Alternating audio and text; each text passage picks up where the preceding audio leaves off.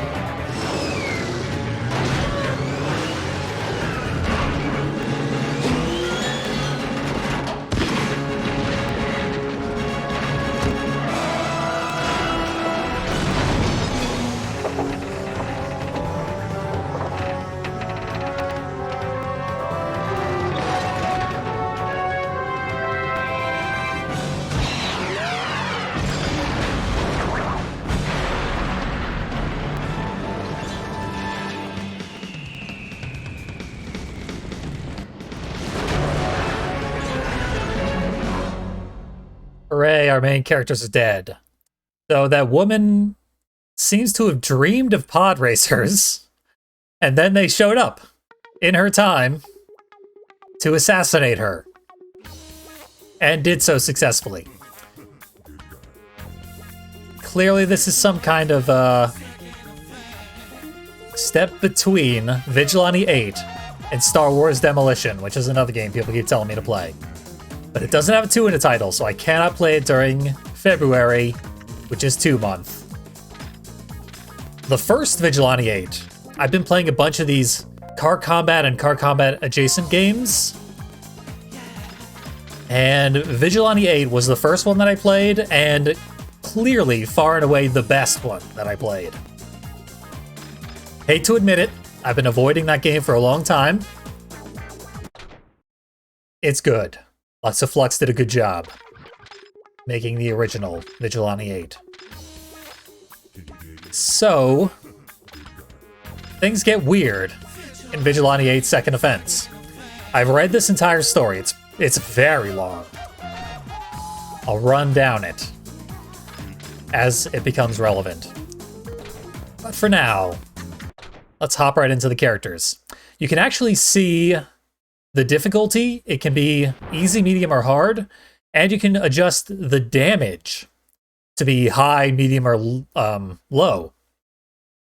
I did those in reverse orders for some reason, but yeah, damage is a adjustable slider in this game, in case you want it to be a faster game, which is actually very neat.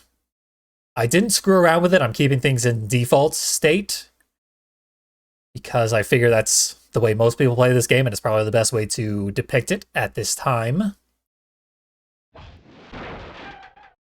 Let's meet our characters, who have no little menu stories about them, but they do have fairly advanced stories as you play through their campaigns.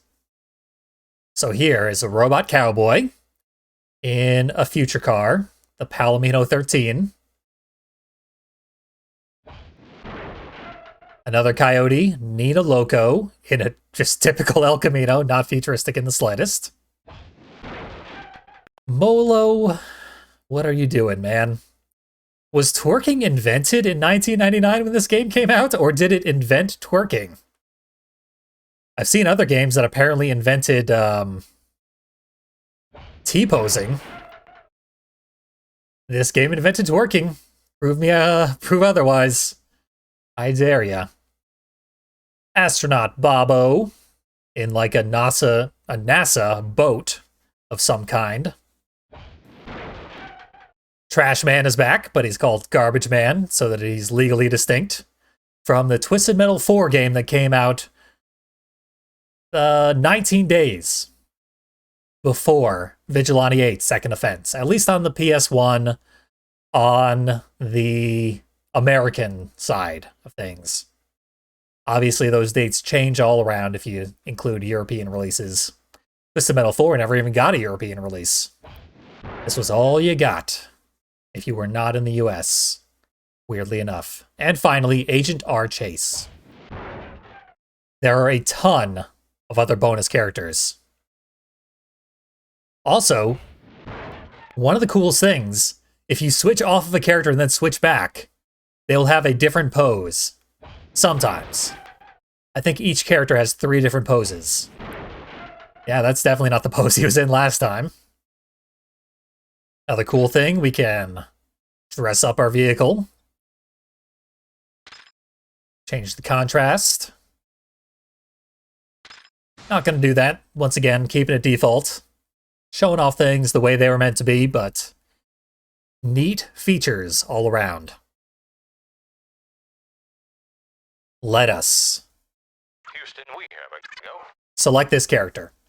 Because like I said, the storyline of this game is bizarre, and this is a character from the Drifter team, meaning he has no interaction with the storyline. I'm not sure why the FBI guy is also a Drifter. I get why the, like, astronaut in the decrepit vehicle is, and why the garbage man is. FBI guy feels like he should be on the vigilantes, but I guess they're not technically law enforcement because they are vigilantes. Fair enough. You outsmarted me, Vigilante 8 Second Offense. We're eventually going to go all over the place. It is the year 1977. Yeesh. Twisted Metal went forward in time. Vigilante 8 went backwards. But they also went forwards. We saw that at the beginning. That's part of the storyline, which I promise I will get to, even though it is irrelevant to our character. Character is entering the meteor crater. Since Bob's rampage had first begun, he was labeled an animal, freak, lunatic, vandal, and everything in between. He clearly has developed the reputation of someone with less than desirable qualities. Well, sure, but as Bobo would readily admit, there is a good reason for that. Bobo has secrets. We have quest objectives here in quest mode. Obtain extra fuel, evade police, and destroy all enemies. Every level has destroy all enemies as one of its objectives.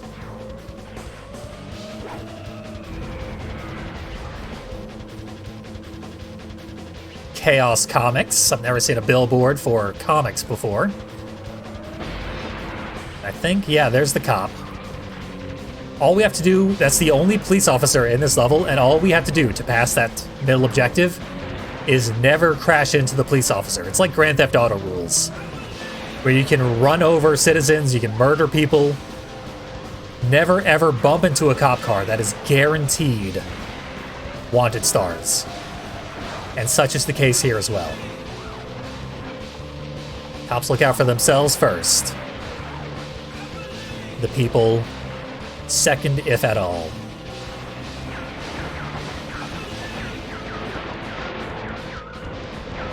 Got a coyote on our case. I don't know why. You're not part of that conflict, but they want me to die anyway. We got a movie theater here. Let's take a good look at the movie theater. I think I grabbed that gas can. I wasn't paying much attention. But yeah, on the drive-in theater, they are showing a countdown. Forever. What fun. Destructibles tend to be a little unimpressive, but they do often explode with sprites that are relevant to the object itself. Like the soda machine is full of soda cans. And that's a neat touch. You're gonna see me swerving around a whole lot. This vehicle's very twitchy. It controls a little bit like a Katamari. So as you can see, the wheels turn in opposite directions and stuff. So the vehicle sort of turns from its center, which you don't see with a lot of vehicles. Mutant ants from outer space. Be on the lookout for those. Not just yet, though. The flamethrower, I believe, is a new weapon in this game. So I should probably hold on to it. It's better than everything else that I keep picking up. We could go kill the one opponent here. And I think that would end the level. Most levels I am just going to end as quickly as possible by completing all the combat. This level will take a look around, savor it. The first game, to its credit, played at a near perfect 60 FPS at all times. You never see that in a PS1 game. So my mind was blown when I saw that. This game can run at 60 FPS. It experiences tons of dropped frames, and we will very, very rarely see a full 60 FPS. Often we will see less than 30 FPS.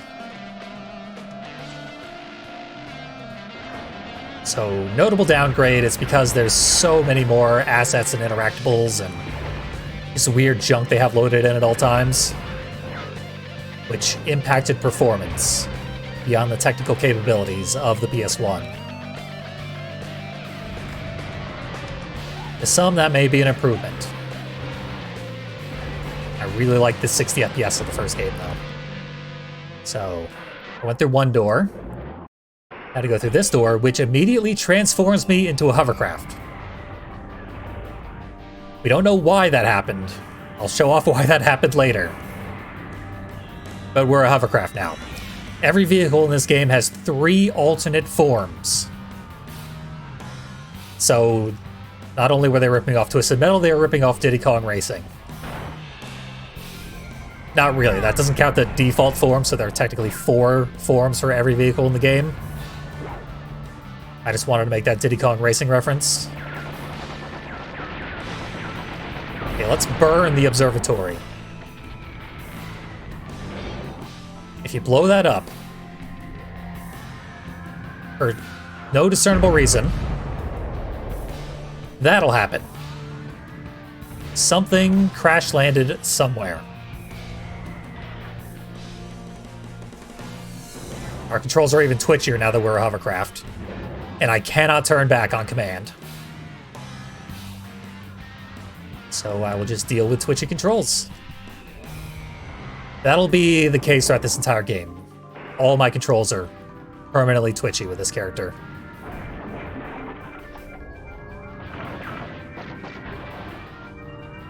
Probably should have gotten those healing wrenches for safety because of what crash landed. I got near this meteor earlier. This big crater here now has a big rock in it. So, if you blow up the rock, mutant ants from outer space. We were warned, we didn't listen. This mutant ant is extraordinarily dangerous and is juggling me. I can't get away. It's probably gonna kill me. Because I literally cannot move. Okay. I am out of the crater, at least. And running away from the ant.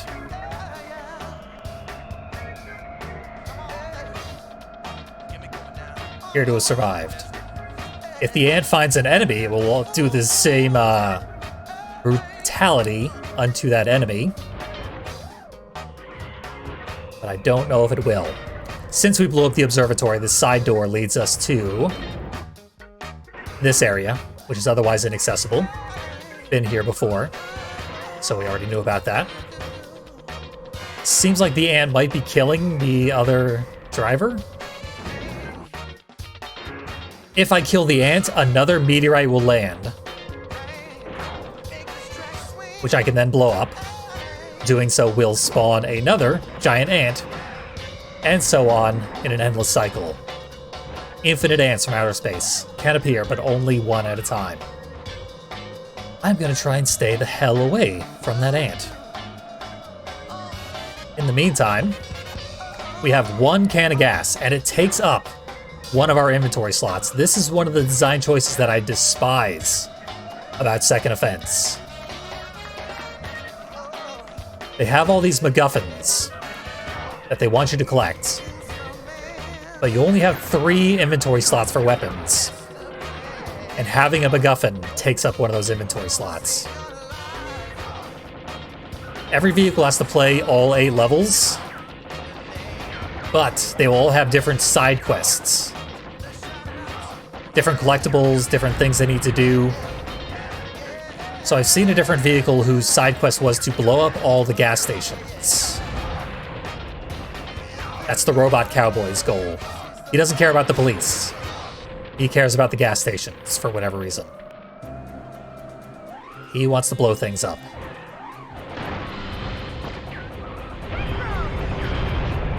We got kind of bad luck. That secret area where they had 2 wrenches is actually supposed to have a bunch of special pickups, but what appears there is randomized. So I can't use my special. But I don't need to, because I got 1 enemy. Oh, the enemy got one of our gas cans. There are extra MacGuffins in most levels, so that you can find them more easily. Didn't need the extras, though. I am not a fan of the quest objectives, and I think we will have to do some of the side quests. I've had levels I would not complete, even though I killed all the enemies until I got at least 1 side quest done. So the story gets a little dark here. Bob ended up in a terrible state of mind. His life's dreams are shattered. Any reasonable person would end their lives.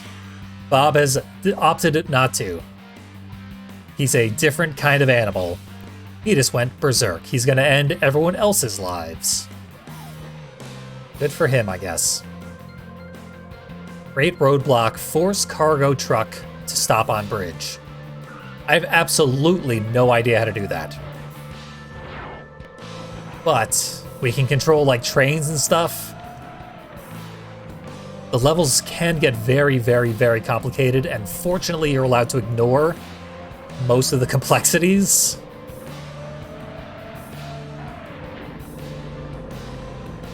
So here's one of the alternate forms.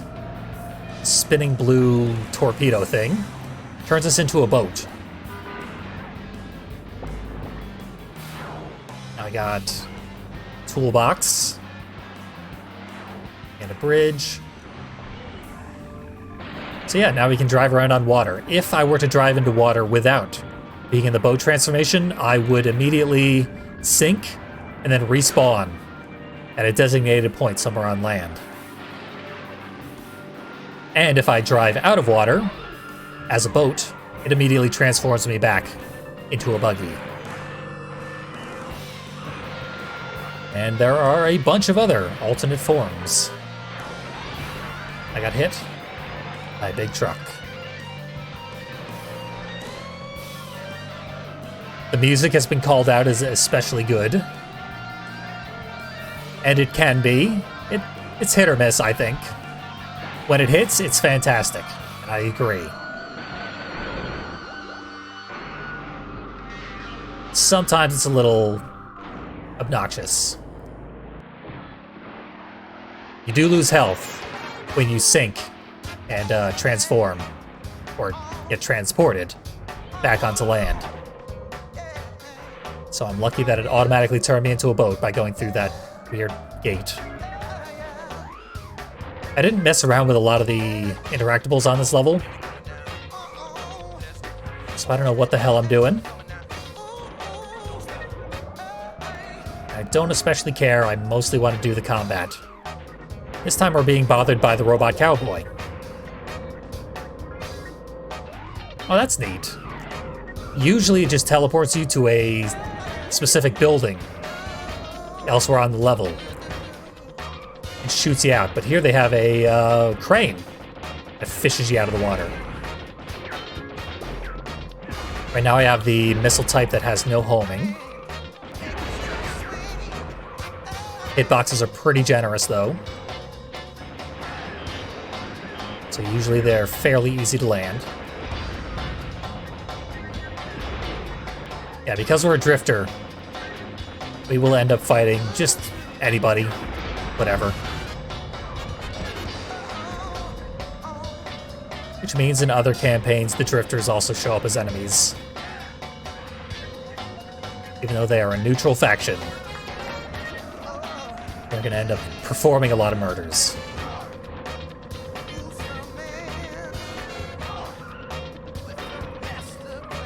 Yeah, every character has a specific theme song, and they cycle through them randomly. We do not assign them to specific levels. There's a chance we won't hear some of the soundtrack, but that is very unlikely. As a single campaign through this game tends to be very, very long. That green box at the end of this weird platform in the water is our special. But I need to turn into a boat, as the enemy has taken to the water and will not leave.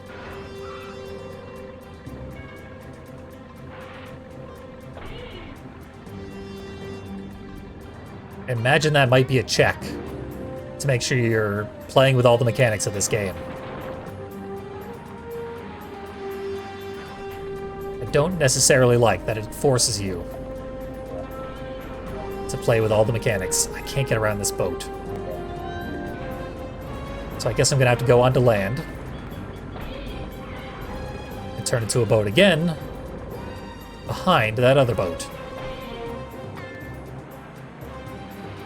And Palomino's back on land himself. Perfect.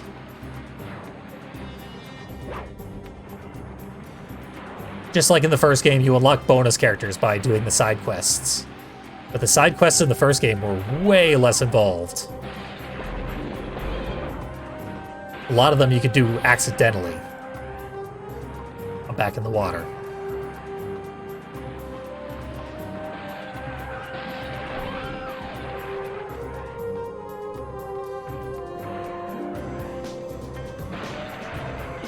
It's right behind me. Wish I had not collected those MacGuffins earlier, because I do not intend to get enough to complete the side quest. Which means one of my 3 inventory slots is gone.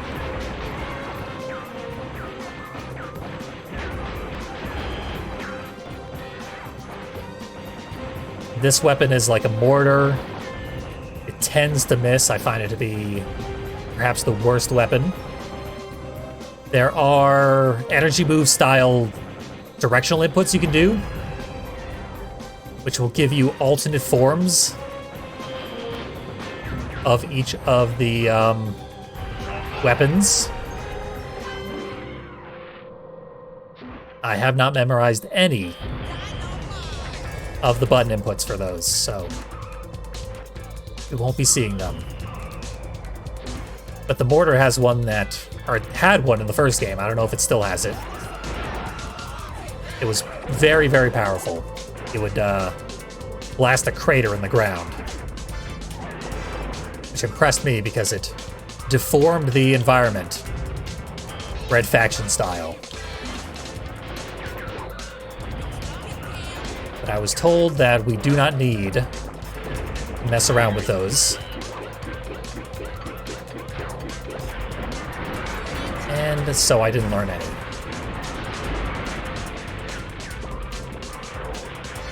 So there was our special. We saw it very briefly. It's this. Comes with a monkey sound effect for no reason. Don't worry about Bob-O. Remember, Bob-O, not Bobo. It's Bob Odenkirk underneath that costume. Oh, I completed the side quest. Well, I'm not going to complete the other side quest.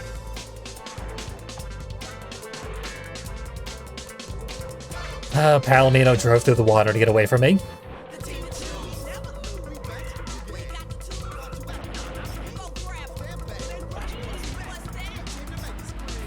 And is trying to stay in the water. Drowned himself.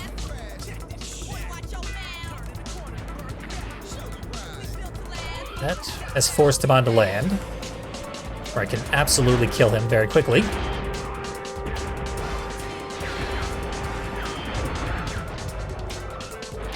He got one of the MacGuffins.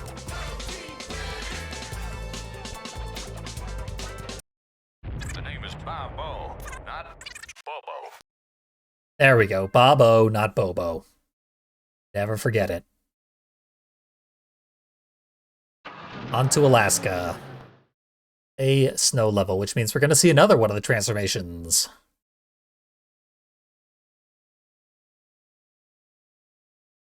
Bob-O had been training for a space mission for years.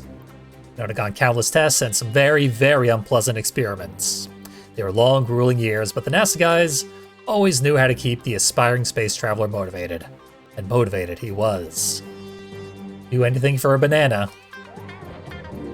Like most space travelers. So there are ice physics. Until we grab this thing, it turns our car into a sled. This controls very smoothly. Better than our buggy does on land, actually. I believe it is a limited time thing. Like it'll run out if I let it.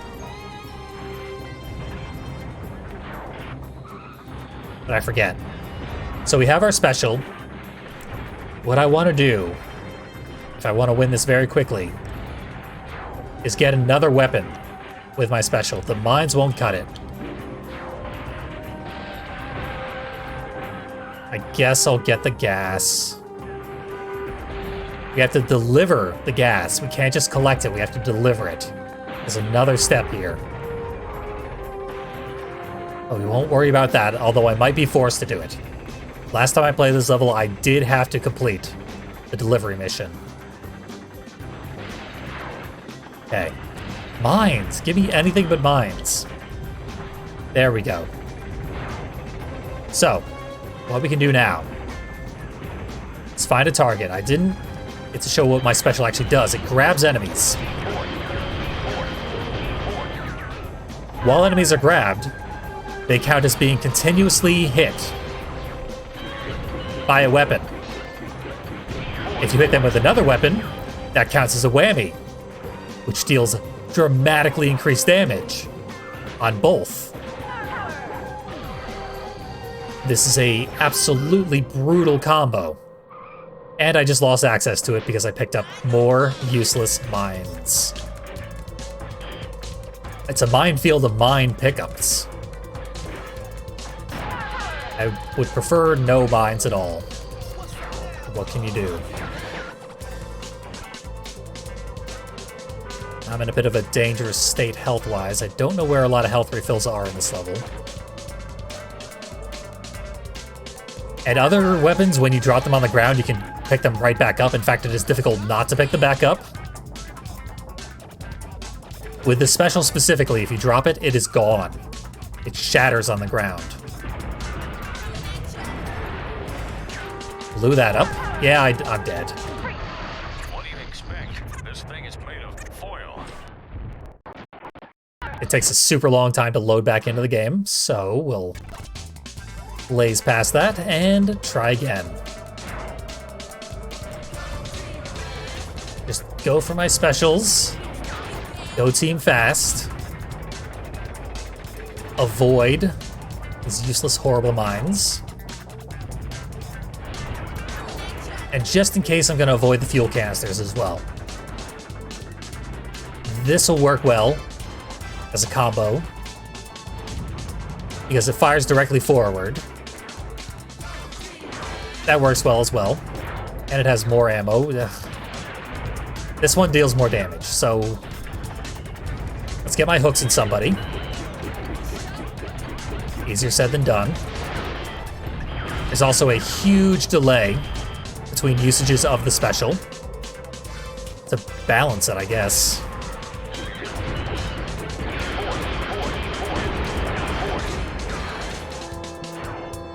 Yep, one down. A single combo. That enemy's dead. Okay, I switched weapons at the perfect moment to not lose my special. And we have these salvage points. I have no idea what they do. Do they eventually, like, upgrade your stats? Maybe. I can neither prove nor disprove that that would be the case. Oh, why did he get flung away? Clearly not a he, but regardless, why... How was I not able to fight them?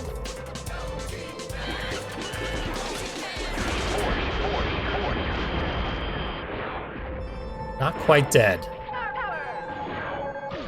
But close. This enemy's special is Satellite Beam, which hurts bad. Hey, Traction. How I missed you. I don't need to do much to kill this last enemy. It's one clean hit, and it's all over.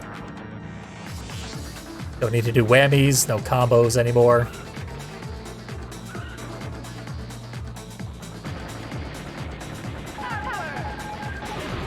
Oh, no, you don't. Okay, that did end the level. I did not have to do any side quests. One of them is to go out into the water and break up a bunch of icebergs, which doesn't seem good for anybody. And the big silo that I'm right next to, that is where you deliver your fuel cans when you have them, which is done simply by equipping and then firing the fuel cans when you're close enough to the big silos. They fly right in somehow. Okay, the salvage is purely cosmetic, according to chat. They'll definitely change the look. The chat agrees that it changes the look of the vehicle if you get enough salvage. I know from playing this game that Bobo is definitely a mid-tier character. Only days before Bob's scheduled launch, some motorized gangsters raided the Cape and destroyed most of the NASA compound, including the Prometheus, Bob's ticket to orbit. No rocket, no launch, no dream. Fine, but there is no way in heck Bob-O will return to the training labs and his sadist instructors. We want briefcases. And we want to avoid getting irradiated somehow. I don't know what that means. And most of all, we want to kill everybody. Because it is looking like that is what is going to consistently end the level. This playthrough.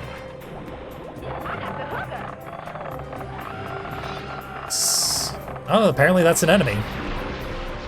That is a hovering tow truck that has towed me to my death. Not really, I survived that easily. Later levels will have more enemies and will thus take significantly longer to beat. Oh, briefcase. Well, there's a lot of them around here. Oh, my special. Yeah, I don't want any weapons. What I have now is better than any possible weapon combo that I could get. So I will hold on to this.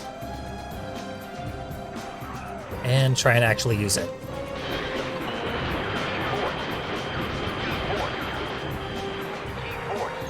So here's an enemy that actually has a lot of HP.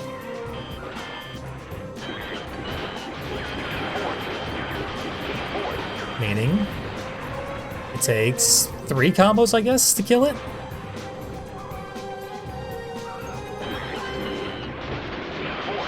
Yeah. The whammy system is very, very abusable and innately overpowered. Especially because there are a ton of vehicles in this game that, like, grab onto enemies like that. It's actually very, very common. And once you've grabbed onto an enemy, every attack you do is a whammy from that point onwards. I consider this to be extremely obnoxious design, because we're going to be fighting a lot of enemies that will be grabbing us, and thereby taking us out of commission for extended periods of time. Oh. Destroyed one of my objectives. Yeah, I'm irradiated. That's what it is.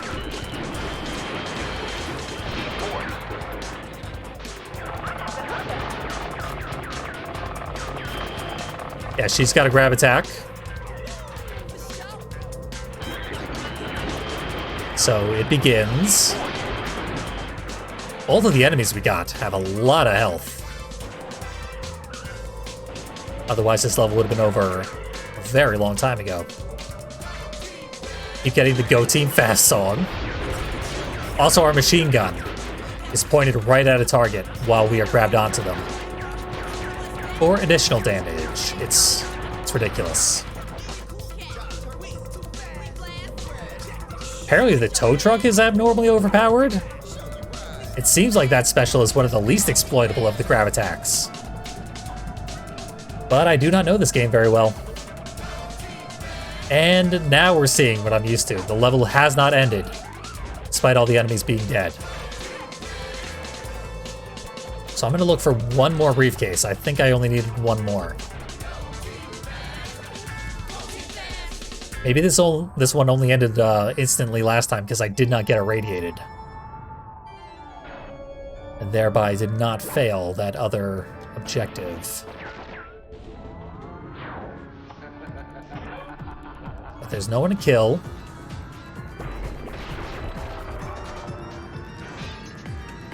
It's been a long time since I saw any briefcases anywhere.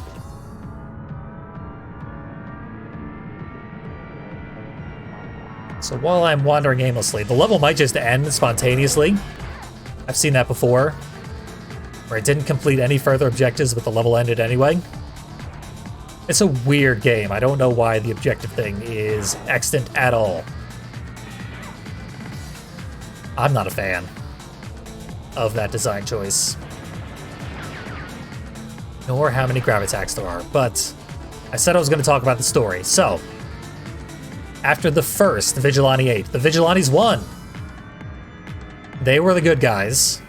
They defeated the Coyotes. The Coyotes were criminals who worked with a oil conglomerate to, like, destroy competitors so that their only choice was to work with this one oil conglomerate, thereby getting an oil monopoly. And the, oh, there's a briefcase. The Vigilantes defeated the Coyotes at the end of the first game. Oh, there's a delivery too. This is gonna take forever, especially because I don't know what I need to deliver to. So the Vigilantes won the first game. They killed the leader of the Coyotes, who was like a cult leader. He was worshipped as a god, especially by one Slick Clyde. So after this other leader's death, I don't remember the other leader's name.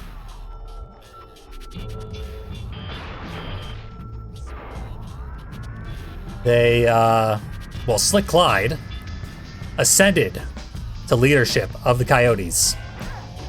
They had mostly been dispersed. They took their defeat pretty hard. But a few remained loyal from the first game, basically.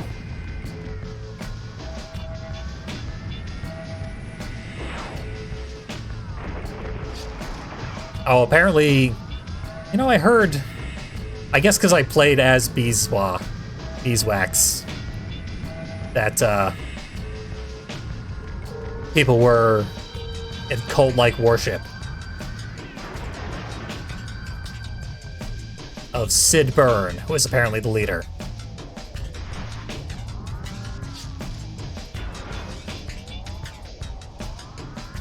So, doesn't matter. Sid Byrne died. Slick Clyde became the new leader. I cannot maneuver. Maddening. How twitchy this vehicle is.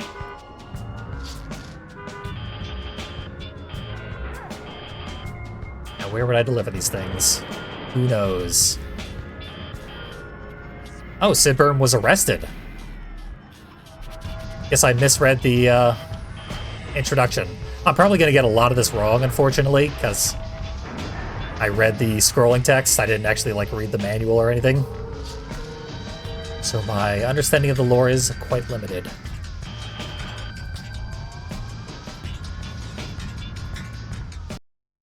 Oh, there's an objectives list. Plans to the nuclear waste casks. I don't know if I saw where those are. They appear to be... Yeah, I don't know where they are.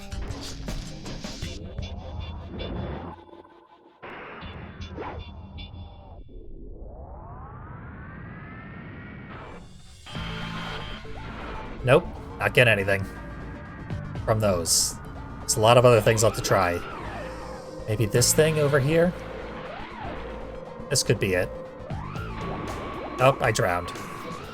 I'm not flying anymore. But that made me slightly closer. This has to be it. It's not it.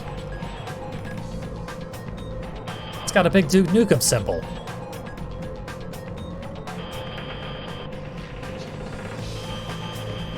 This game sometimes.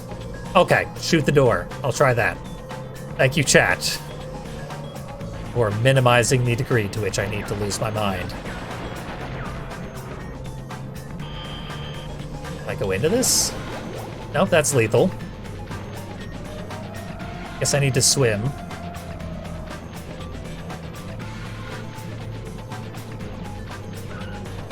It's not letting me swim.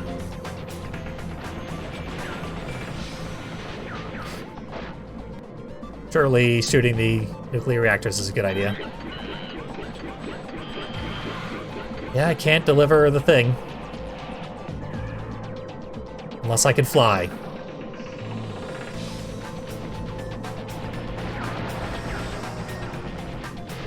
And there are no flight pickups around here. They look like a little blue hemisphere. Or semicircle, really. Because they're two-dimensional, they're sprites. And we've seen what the boat transformation looks like. God, this level sucks. When it is bugged and doesn't decide to just instantly end when the enemies are dead. Anyway, so Slick Clyde is the leader of the Coyotes. What few Coyotes remain. More importantly, he is in good with Omar, the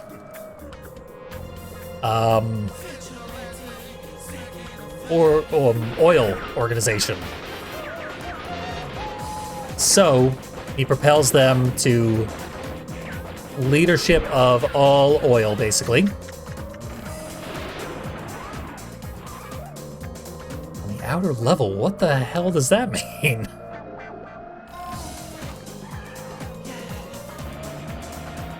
Chat's trying to guide me through this, but the objectives make absolutely no sense.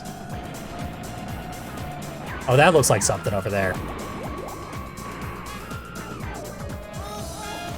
So let's head up there. I was already in this area too.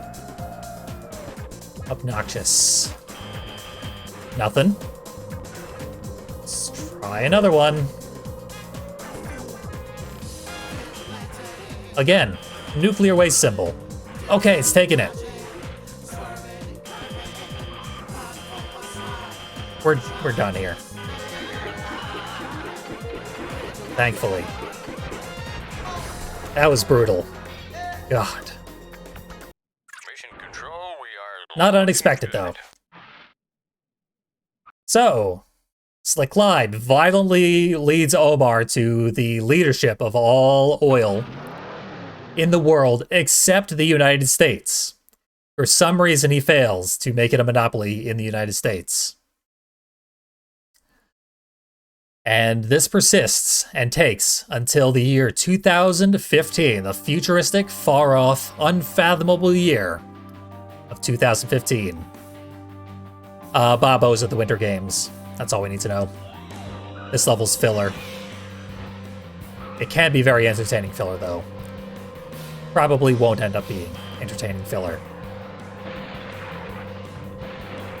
In the year 2015, that's what we saw in the flash forward. Everything's pod racers. And the coyotes have basically unlimited resources due to their shady dealings. So,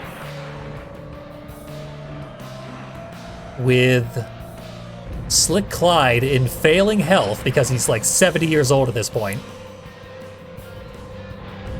he determines that the only way to propel Omar to worldwide dominance is to travel back in time and blow up America, because they refuse to adopt Omar oil.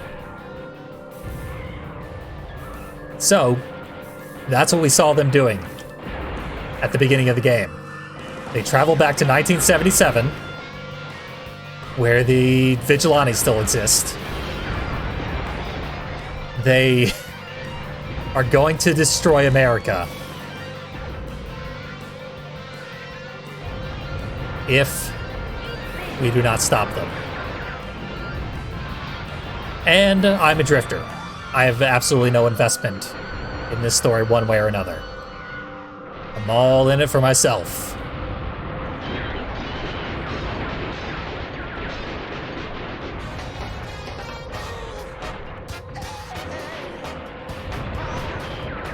So that, as I understand it, is pretty much the entire story.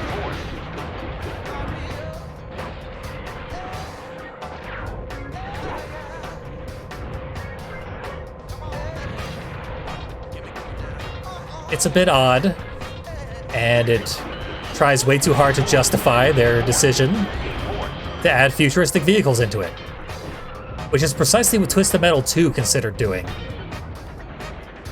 They probably would have also written a similarly convoluted excuse for having done so. Oh, there's our MacGuffin. Didn't want that, because now we only have 2 inventory slots. I think the rest of them are at the top of the hill. I know exactly where these ones need to go. It's very obvious in the case of this level, so I'm not too worried about that, at least. All I need now is a better weapon, because the mortar is pretty useless to me. So I'll just casually ride the ski lift. What did that give me? I hope that didn't replace my special.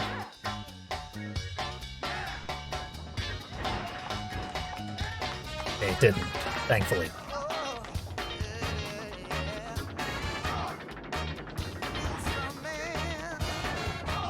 It is nice that these games have a consistent story, and I believe they are a sequel to the Interstate 68 series from the PC. That I've never been 100% clear on. It gets very convoluted if you try to follow that. I don't know if they're, like, legitimately in canon, but if you play through every single storyline of the game, they all interconnect and tell a larger story. The way Vigilante 8 handles story is very, very interesting, very, very complicated. Much more than I'm doing it justice in these individual playthroughs.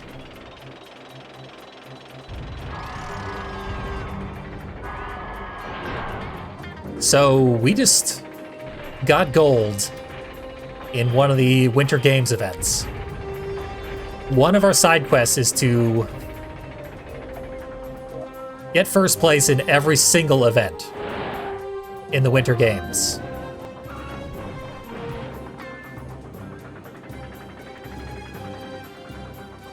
Some of them are very, very difficult.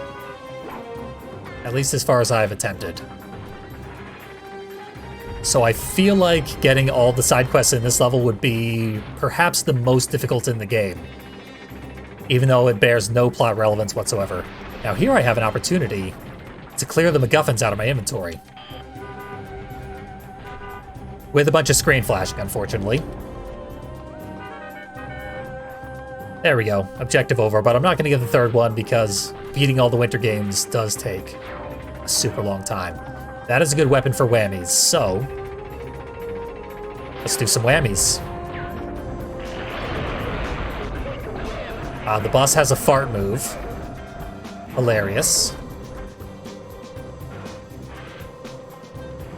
The sound effects in this game are one of the reasons that I never wanted to play it. I find the sound design of this game very obnoxious, personally.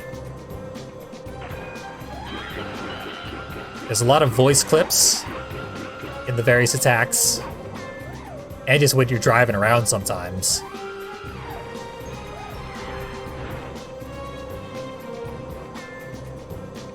I hate that the bus has perched himself in the middle of this other ski lift that grabs you if you get too close to it. Bad place to do combat. We're gonna make it work.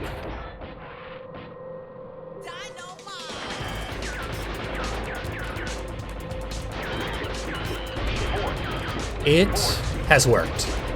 Beautiful. Let's get some salvage points for literally no reason. This level can be very difficult. I think I killed the most dangerous target very, very quickly. Unless it's this target, but this target should have very low health.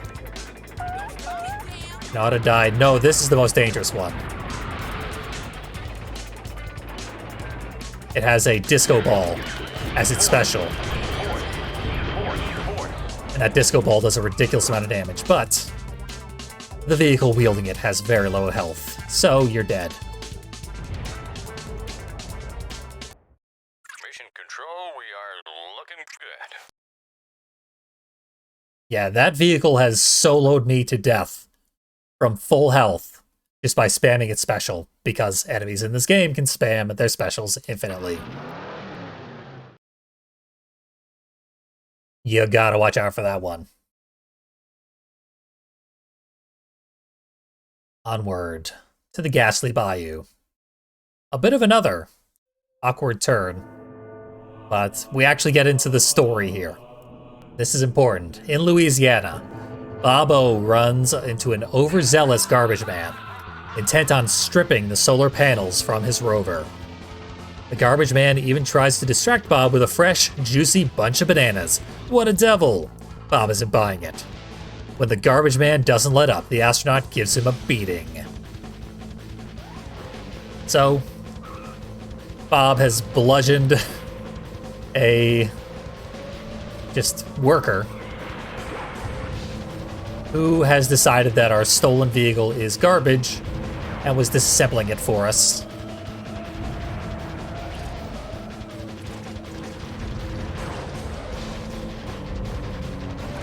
He paid dearly. Okay, I didn't lose my special, at least. I did get these useless mines, which I can trade for that. This is my favorite song on the soundtrack. I don't know what character it correlates to. It's just good stuff. We want to collect bombs if we want to do the side quest, which of course we do not. And it cost me my special to touch that bomb. Objective B was to trap a alligator in a cage. And sometimes that just happens off screen without any interference from you. Here's another broken vehicle, the limousine. It can juggle you, much like Meter Maid in the last game we played. Yeah, doing the alligator objective intentionally, I've tried to do, and I found it near impossible, but then I would just like drive away and it would happen automatically. So whatever. Not that I care about side quests. But you can unlock characters if you do side quests with every character. If you do full playthroughs with all the 3 default characters in each faction, so the Drifters, the Coyotes, and the Vigilantes, you will unlock a character in that faction. And then if you beat the game with that character, you will unlock another character. I think, is how it works. For a lot of characters ultimately unlocked.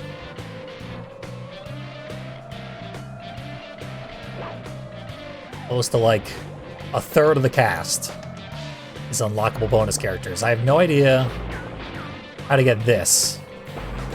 If I were flying, I'd be able to load up and get it. Oh yeah, we can do like this.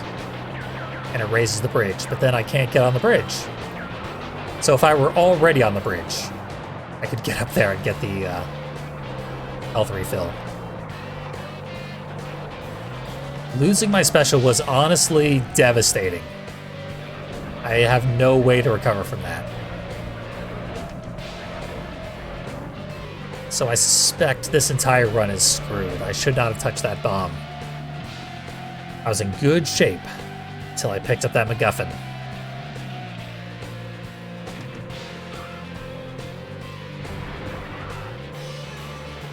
Apparently, yeah, the limo is intentionally overpowered.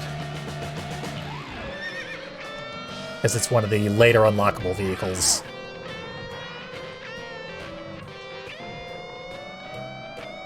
Fortunately, the other vehicles here are very weak. We got the robot cowboy and the other pod racer from the opening cutscene. And that is one of the weakest vehicles in the entire game. There's nothing to worry about as far as that thing is concerned. There it is. Tiny little thing, no HP on it.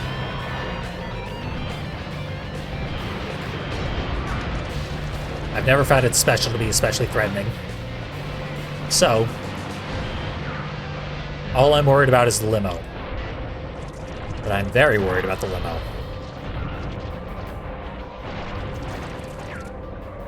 This guy ready to die?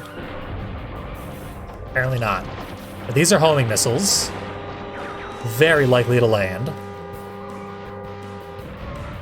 This building turns into a weird ramp. But if... Ugh, here's the limo to kill me.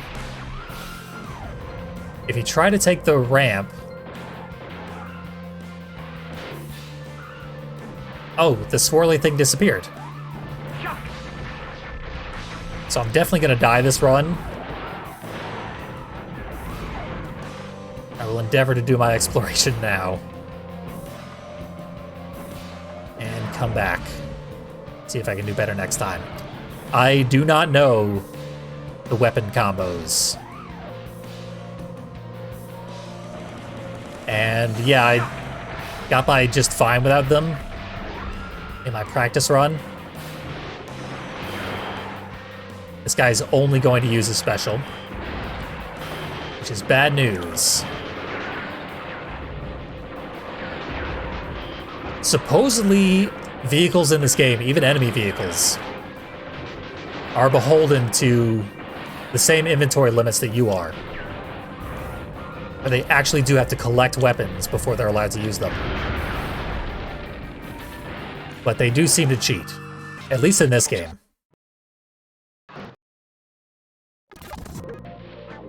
So, knew that was doomed some time ago. Got special pickups, avoid the bombs, as is good practice when bombs are about.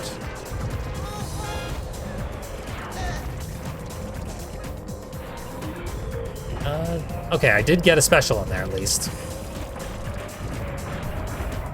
Last time there were a bunch of green boxes in there, though. Guaranteed specials. Should focus down the limo. Although it would be a bit of a tragedy to die to the lesser vehicles after the limo's dead.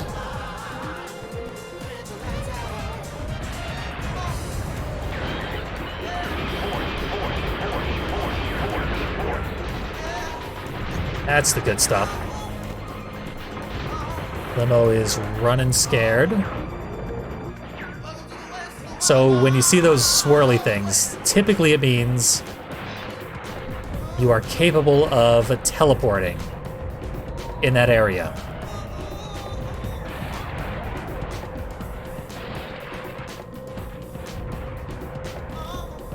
The limo has wisely become aquatic and is back on land.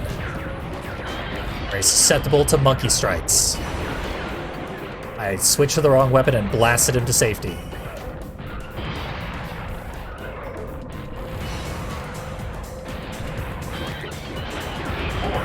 Gotcha. Okay, we're in even better shape, but he dropped a bomb when he died. Which did not blow up and harm me. Instead, it did even worse. It filled one of my inventory slots. Forever. So I'm gonna try and get rid of these mortars. They might even kill this little robot thing next to me. Yeah, they did. Good riddance, tsunami.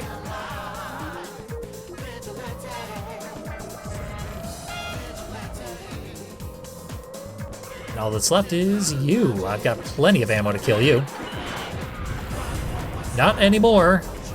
I touched a mine pickup somehow, and that destroyed all of my specials. And somehow it was only half a mine pickup, so I only got 3 mines? I have no idea how that just happened.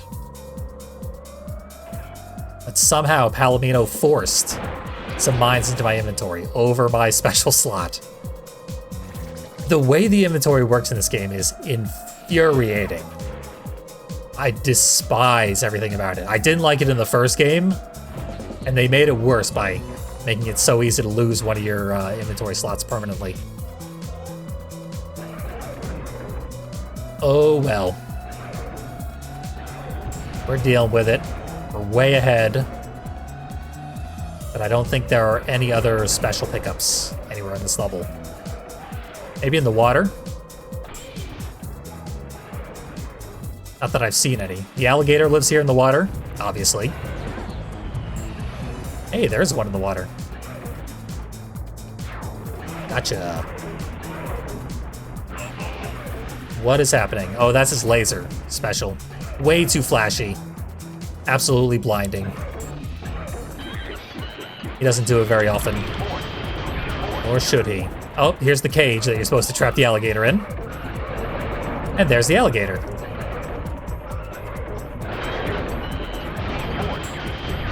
And there should be victory. Let's see if the level actually ends.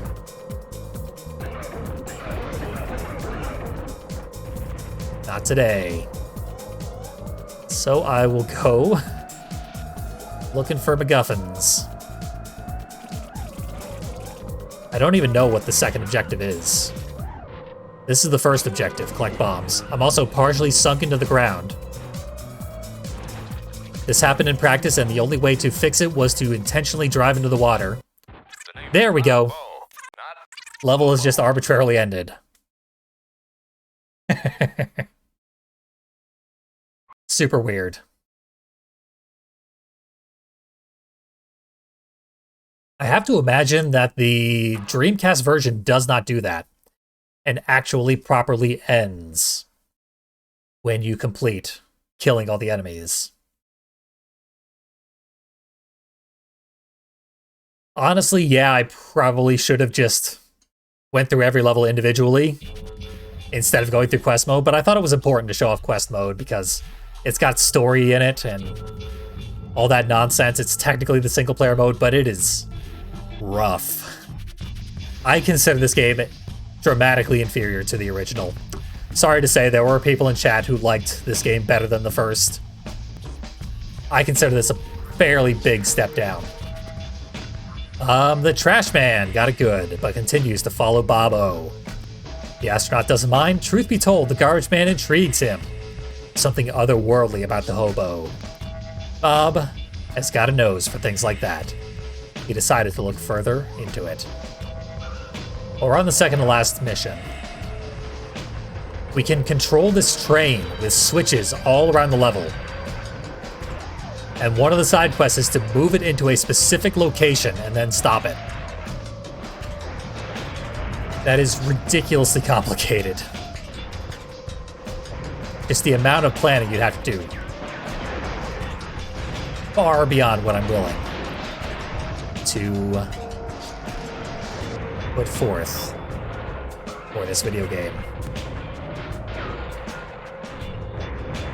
I believe that big silo behind me is where we're supposed to deliver the MacGuffin if I were to collect it, and I might be forced to. I was in my practice run. After I killed all the enemies, the level didn't end. Also, there are 4 enemies this time, which is a lot.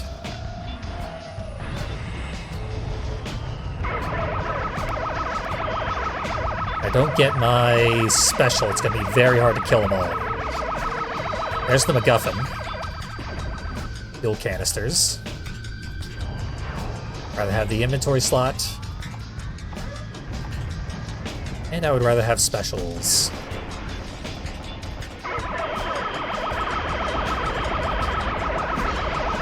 One of the annoying things is if you keep hitting the fire button while you're in cooldown from your last attack, it plays a buzzer sound. Wish it wouldn't do that.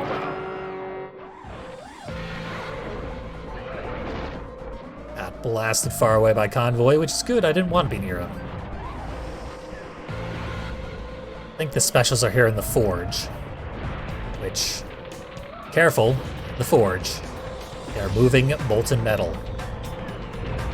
Just freely across the floor.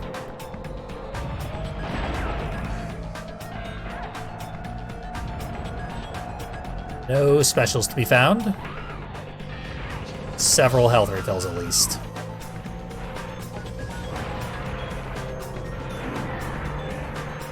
I thought this was the thing where I'm supposed to deliver MacGuffins, but I just sort of blew it up.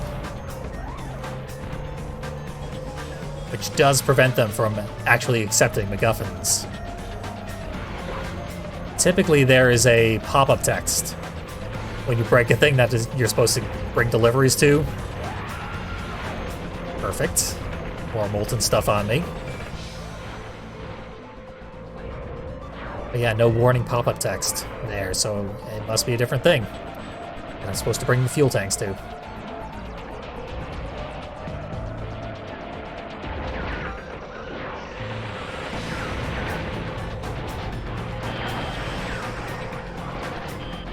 We can actually blow up the trailer here, which I think I'm going to end up doing. Yeah, I did just that as I was saying it. Really harmed myself in the process. Haven't seen a single special weapon pickup.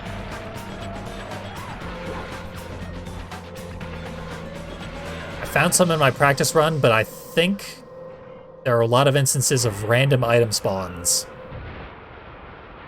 which is very brutal.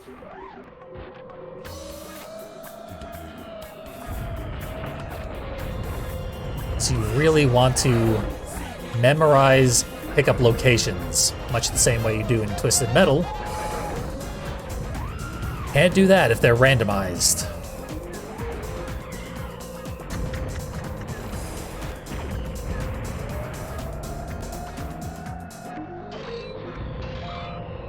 I am stuck on the switch. If you hold accelerate and brake at the same time, you can turn in place. At least with this vehicle.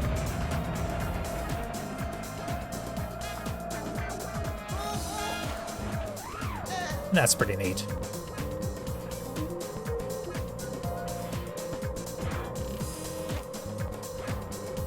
need one of those special crates so bad right now.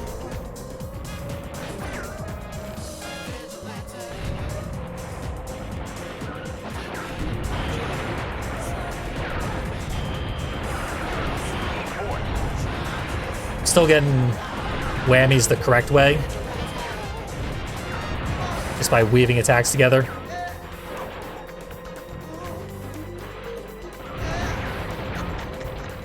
Unfortunately, this RV can't really hit me. I mean, it's still sort of hitting me. I don't stand a lot of chance of killing 3 enemies with my current health pool after collecting all the health refills that I'm aware of.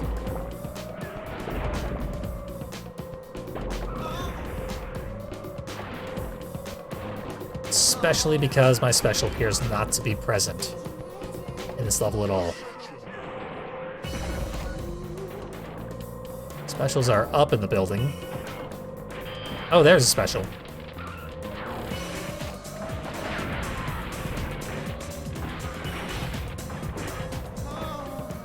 It's a bit too late. I spent too many resources taking out the big truck. Then I drowned. So I've got 1 HP left to kill 3 opponents. A bit of a tall order.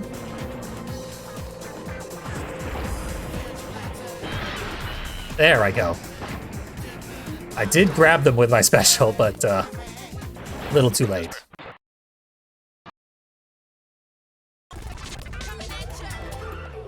So let's see if the special was where I left it.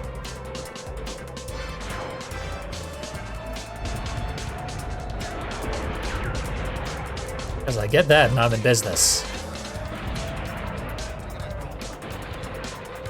No, not this time.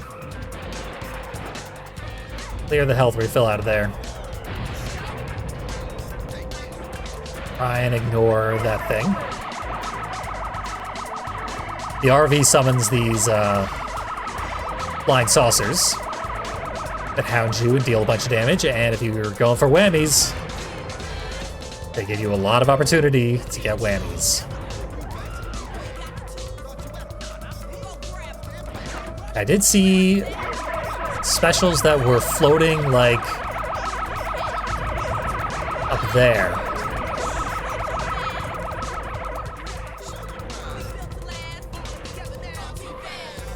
But I don't know how to get these cranes to grab me, because this game has way too many mechanics. And special spam on my way.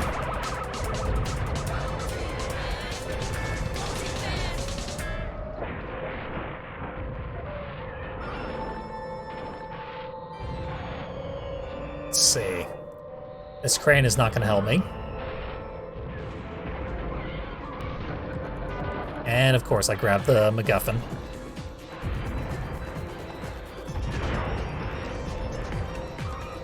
We actually cannot get whammies with the flamethrower, which is the other weapon I have. So I should not have thrown away the missiles. This thing has already abandoned its trailer. It's a nice touch that it has a trailer. There's some missiles. I'll gladly take those. Get some lethal whammies going.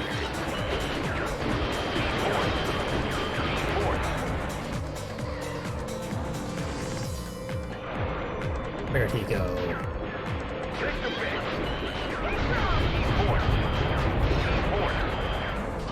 Oh, is he still alive? Got like 5 whammies there.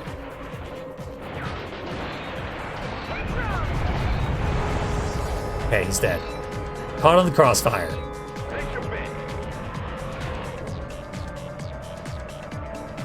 Still a lot of murders that I need to commit.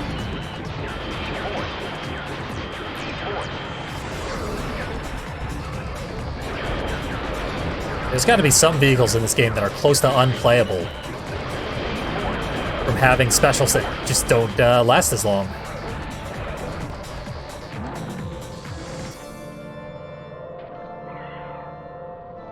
Because that is the one thing carrying this vehicle. The fact that our special lasts forever makes it super easy to get tons of whammies.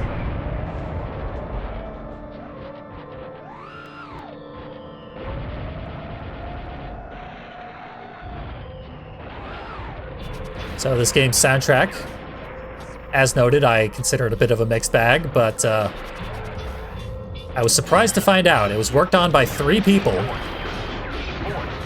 and one of them was Howard Drawson.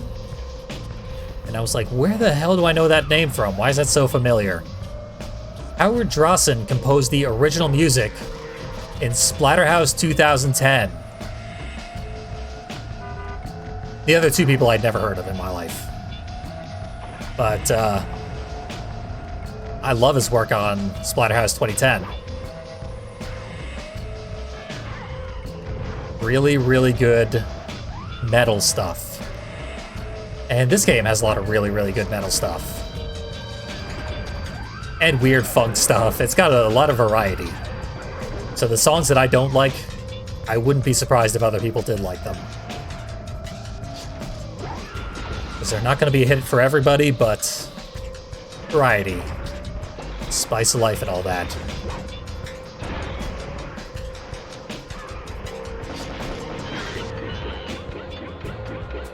Weird hitboxes.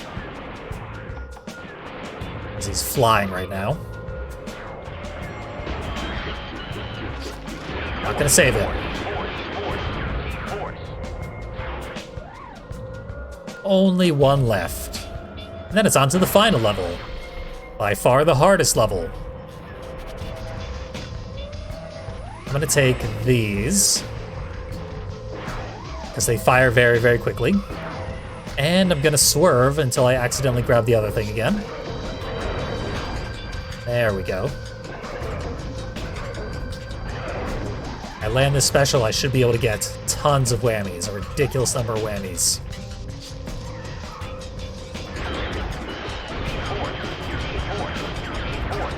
Oh yeah, lethal in a single special.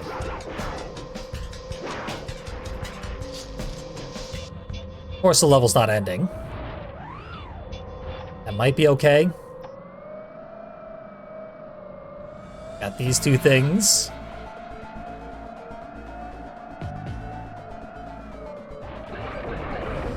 I was able to figure out last time where they end up.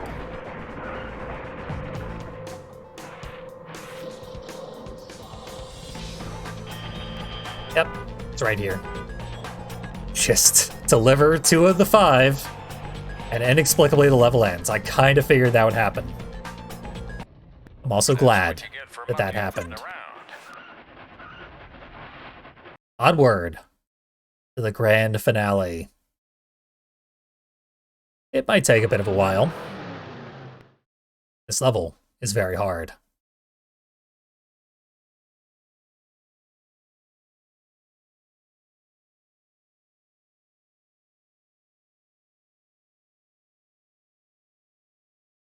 Bob O has the garbage man figured out. He is convinced that the hobo is an alien in disguise. And Bob O would bet a banana that he has a spacecraft stashed somewhere too. Who cares about NASA and its new Apollo? Forget the orbit. If Bob can hook up with the alien, he will conquer galaxies. Certainly ambitious. Objective B is interesting. Force enemies into wind tunnels. I am about to get grabbed by an eagle. I think. Because I heard the sound effect of like a racist wind dance sort of thing. And that's one of the vehicle's specials. So here are the wind tunnels. We can go through them safely, bizarrely enough. But what we want to do, of course, is send an enemy through. Yeah, I'm definitely about to get grabbed. There's the eagle. And there I go. So that's our top priority. But getting a special with which to kill the enemy who has a lot of HP. It's kind of a pain. There are no specials on the mainland as far as I've been able to find. So what we have to do instead is turn into a boat and go over to one of those islands off in the distance. There was a boat transformation. There's also a shark. And... okay. You can stay on land for a short while before you will de-transform. I was on land almost long enough to turn back into a car, but not quite long enough. These are electrified fences. If you touch them, they will juggle you for a very long time. Sort of like the ant. The problem wasn't the damage the ant deals. The problem was that I was getting bounced into the air. So I could not retaliate. I could not aim at all, so as to defend myself.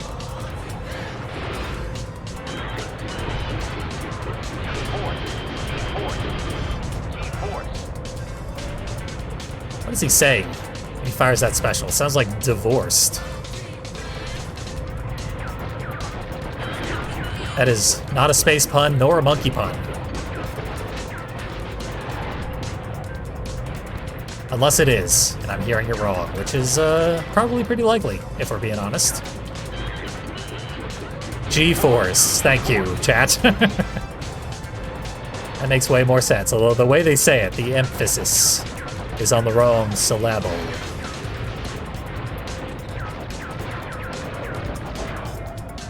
Uh-oh. Did I just... okay, I did not overwrite my special. My god. This level also has MacGuffins.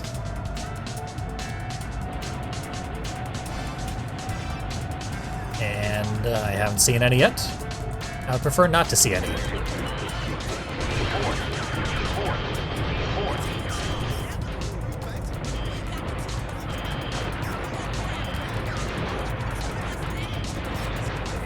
One more missile.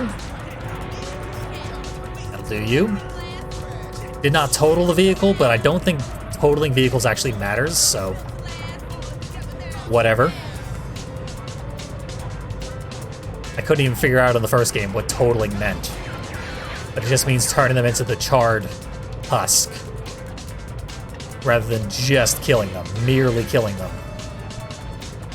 And the station wagon is the thing that keeps summoning the bird. I'm surprised it hasn't done so much more often.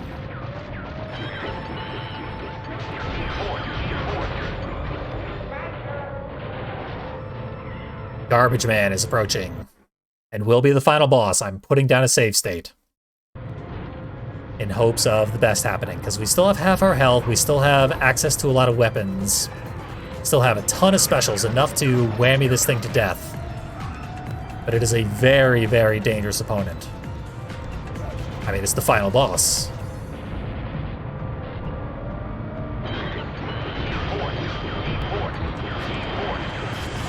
Good so far. I mean, it looks awesome. It's clearly a garbage truck, but it looks like a giant cockroach. It makes sense that it's floating around.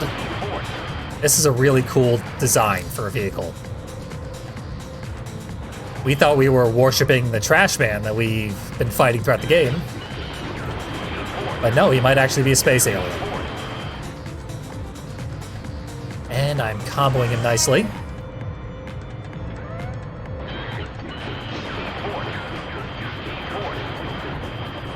Look at how much health he has. We would have killed every other enemy in the game another time over with this many whammies. Fortunately, his turning radius is terrible, and he hasn't gotten a clean hit once.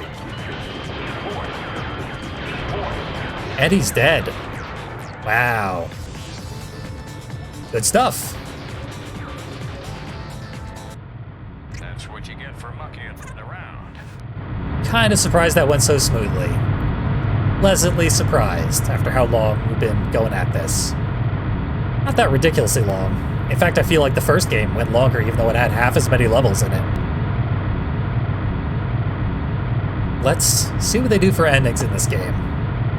Because I legitimately haven't seen this. I was not able to beat that guy in practice.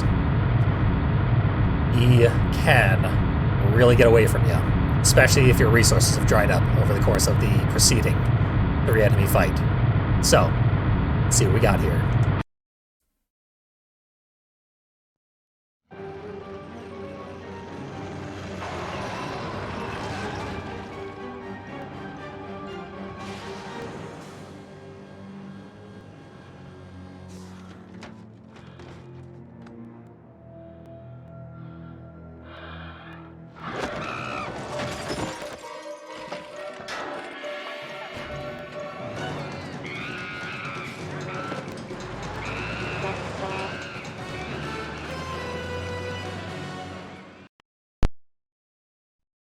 That did not go very well for Bob.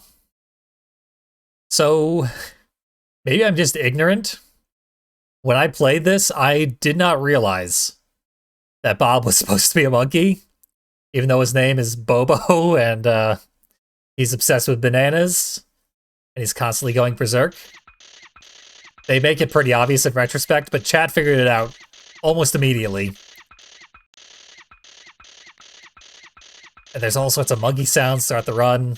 Yeah, I should have called that.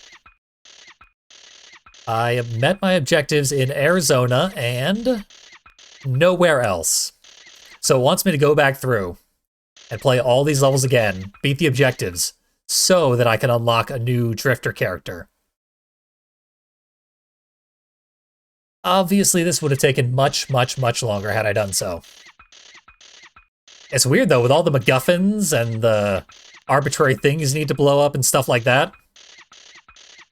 It is as though we got Grudge Warriors in our Twisted Metal to make Vigilante 8.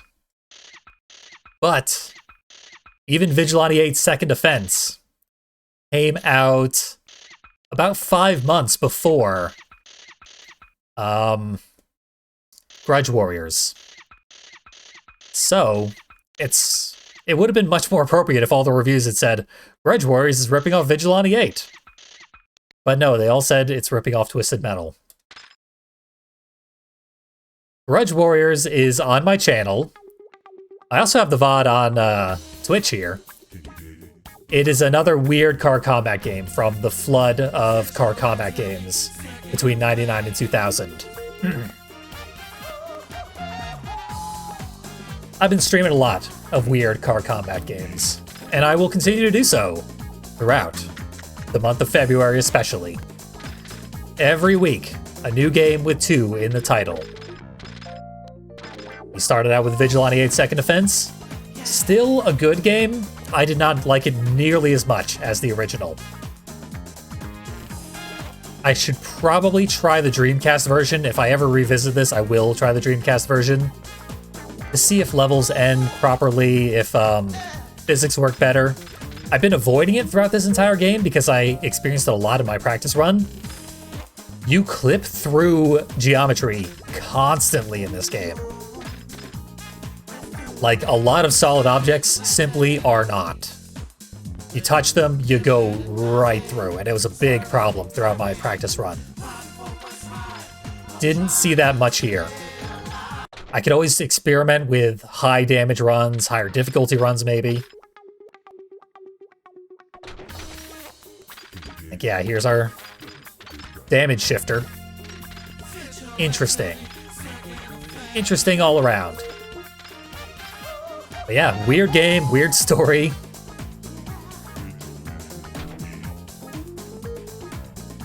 Pretty solid. Glad I checked it out. But like I said, a new car combat game next week. And post weeks for the coming couple of months. Thank you all very much for joining me. We've reached our conclusion in the monkey story of Vigilante 8 Second Offense. Really, that reveal was the only reason to watch that ending. unfortunately enough. With the way that endings tie into one another, it's quite possible that they were planning to build on that with the other characters and the Drifters and their stories. So if I were to watch all the endings, I would probably get a better understanding of Bob's place in the story. Or maybe not. I have no idea. This is all brand new to me. I never played this game at all. I played the original a little bit. This is all new to me. So, yeah. Good stuff. Thanks for joining me once again, and have yourselves a good one.